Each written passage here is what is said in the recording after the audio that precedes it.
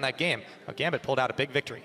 Thank you so much. Deficio, he's got a lot to say. Glad to have him back. We have a lot to say as well. Let's start at the, well, picks and bans, because honestly, in the beginning, it did seem like Gambit was giving up a little bit too many power picks. Yeah, I really think that the comp of Gambit was really trash, and Giants comp was super good, but they just like picked for lanes, and Diamond was just camping the top jungle warding or whatever, and then it was just a Cabochard show. I feel like Giants' composition was good up until the last pick. I think, as Deficio said in the game, Gambit was Giants were telegraphing what they were doing. Gambit was telegraphing what they were doing, but then the last pick, the Diana for the Giants, I really feel it should have just been a champion that could wave clear, go even in the mid lane, allow Giants to play around their strong side, and then eventually, even if the Rumble Fizz matchup is losing, just teleport them down and try to dive the bot side. I feel Giants really dropped the ball on that, because we saw early in the game, Betsy was constantly pushing in Pepinero. He was getting a little agitated, eventually lost his tower, and we saw in the player cams as well, he was getting upset. Whirlup, he was playing aggressive and constantly dying while his bot lane was actually winning. So I really feel it was too much of the same. Too much of this dive skirmish type of thing when they could have just picked a wave clear mid, relied on the fact that Kalista will always beat Corki in lane in this matchup if you put some jungle pressure there. And the opposite happened for Gambit. They were behind in bot lane, but they didn't care. They just played passive, you know, stay even, and the other side of the map was winning because Betsy was pushing in mid lane, Cabochard was destroying top lane, and in between that, just like Cyanide just said, Diamond Pokes was just warding and just putting control in top side of the map. Yeah, let's break it down phase by phase when it's coming to this game. You started by mentioning the bottom lane. Of course, we had there Alistar, Kalista versus the Corki and the Bard, who you love so much, but it didn't go well for the Gambit at, well, from the start in there. Yeah, and that manifested eventually in the first spot, and that's our first replay. We can already get that on your screen and talk a bit about that. Just this matchup, if Bard and Corki kind of want to push and poke, but they're at risk of always getting flashed on by the Alistar eventually and getting aggressed on, especially if Rek'Sai is like joining you from your backside and you can't ward everything. So Forgiving gets flashed on, and at this point it's over right now. Even if he flashes out, Rek'Sai will come in and clean up. And that's kind of the problem for Gambit. They didn't do a camp, or they got help on the camp, but they were pushing in, sets up for a very easy gank, and they didn't play passive enough on their weak side. This is a mistake by Gambit, but they learned from it. Forgiven never died again in this laning phase. He played passive. He said, okay, my job in this game is to go even. I let Cabochard carry, I let Betsy put some pressure. They 2-man invade, force Pepinero out of the game, and it snowballed.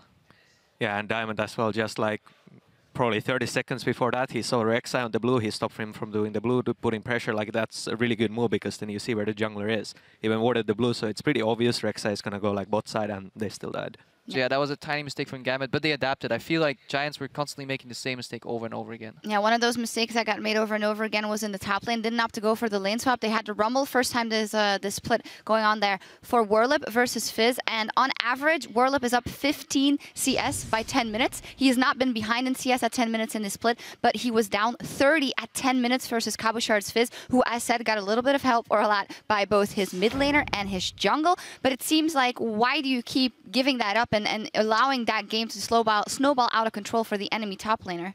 I just think Giants lost track of the plan, and Gambit stuck to their plan. I mean, we're constantly highlighting these mistakes here from the Giants side, but we have to compliment, of course, Gambit on how they decisively stuck to what the idea was in the game, right? Get these two solo laners ahead, supplement that with a poke jungler, and eventually take the towers. And that manifested eventually in that sick play, or like the skirmish in the bot lane party.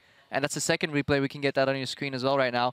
That's where finally Giants lost control of the game, and Gambit ended up winning it. Yeah, here we see the fight. Gosu Pepper just is disengaging with the Bard ult, and then Fizz gonna TP in soon. As you can see, they see it as well, backing off, but it's just too late at this point. Fizz is like ultra strong, and Diana is like not doing anything. But neither is Diamond, but yeah, still, Lulu is just massive coming in. Yeah, you see Diamond Bugs dueling Nidalee, doing the Pepinero on the top lane, and this allows Betsy to roam, and once he comes in, he has so much crown control, and as you just said, like Fizz in the backline, once you let Cabochard teleport in the backline with that item advantage already, it's just so hard to win that fight. And Gosu Pepper, he did what he had to do. He bought some time with the Tempered Fate, and that was like the final play. At that point, the game was pretty much over, and controlled finish by Gambit. Last week against Copenhagen Wolves, it took them so long to close it. It was slow, it was messy, it wasn't organized, and we see again progression from Gambit, so things are looking good. Definitely very fast and close that out. As a footnote, Cabochard 92 kill participation at the end of that game, highest this split. So, well, that is definitely a good pick for him coming out. As for us, we're going to take a short break as Elements' Roccat set up on stage. But stay tuned, the action continues right after this. Okay, Capo, you need vision. I need what? Hey, Capo, you need movement speed. Hey, Forgiven, wake up. Hey, wake up. Oh, he is burning away, and Frederick will come in and snipe him with the Praise Seeker. Now they're going in on Gosu Pepper. He won't last long. Betsy moving around the side, and he picks him up. Audrey's gone down, and now the wild growth on Betsy as the equalizer is thrown down. They don't have the damage in there. Is the cow thrown in? Diamond procs chunked out, taken down by Audrey, but Giants are going to pay dearly. Gambit Gaming pick up another.